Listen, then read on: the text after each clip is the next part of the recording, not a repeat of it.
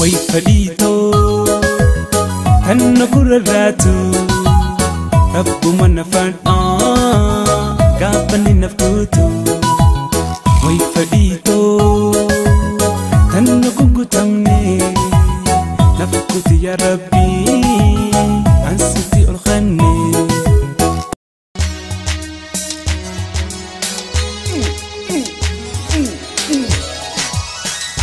ande muda bimbe masebira pagade yaraha rabbi walen fede wal garaho yad tanzimida obsina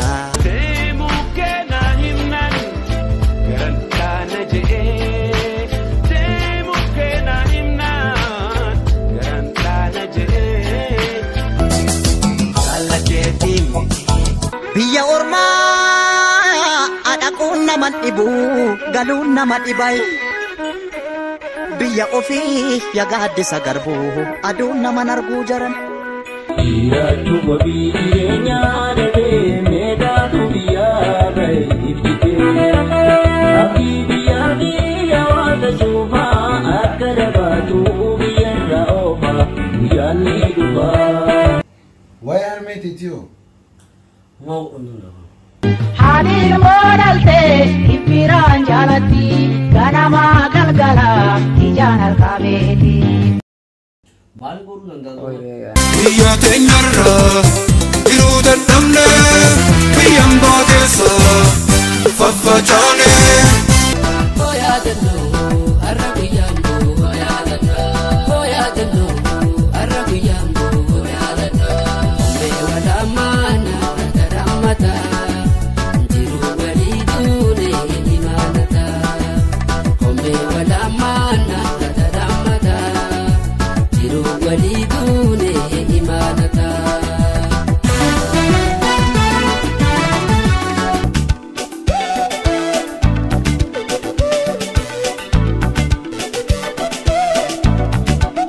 Naganda ke mero naganda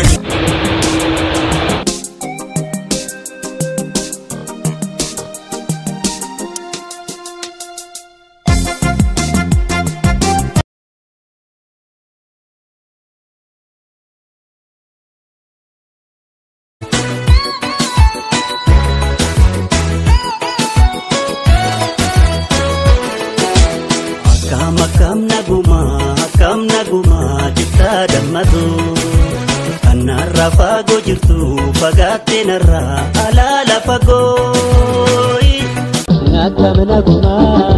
akamena guma tayuma dikesani amfayan qaba kan yaadu ay kesani odeif maal jirta malan jira malan jira yaga malan jira chachap se nanyate jira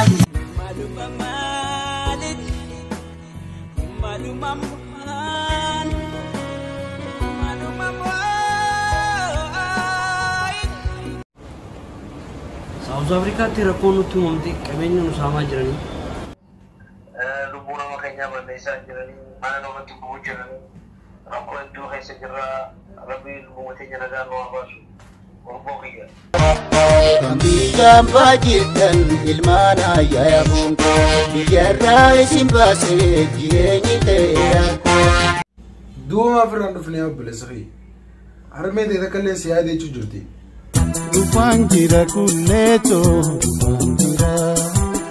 tufangira hermeto tufangira kuleto tufangira biato aratu oh kotume oh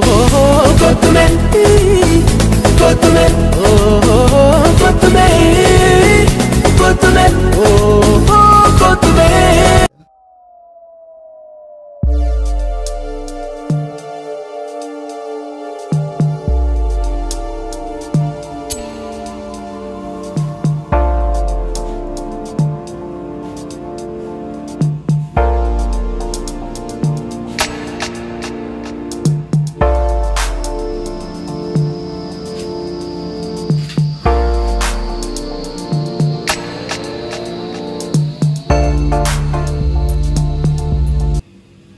Bilbilee hiriyaa kana dura naa kanneen ture mi?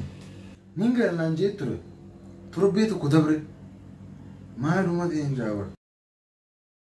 Ko hiriyaa sana irratti hin dawwala.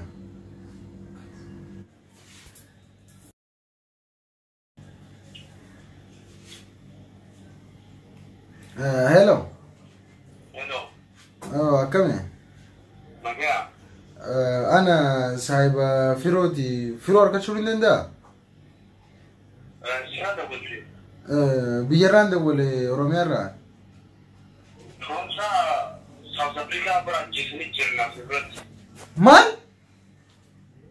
Xiqqoo bubbulee jira. Ambalana pute, ambalana pute, ambalana pute, ambalana pute, ambalana pute. Ashama kabajamtoota hordoftoota carcar. Egaa viidiyoo har'aadha kan isin biraan geenyeef rakkoolee biyya namaa South Africa keessatti lammiilee biyyattiitiin biyya South Africa keessatti lammiilee teenyarra gahaa jiru sababeeffachuudhaan kan isin biraan tan viidiyoo kana daleenne waa hundaafuu lammiilee teenya taachi jirtu rabbi haa eegu jenna waan dabalataa mee callaa waan jiru jira.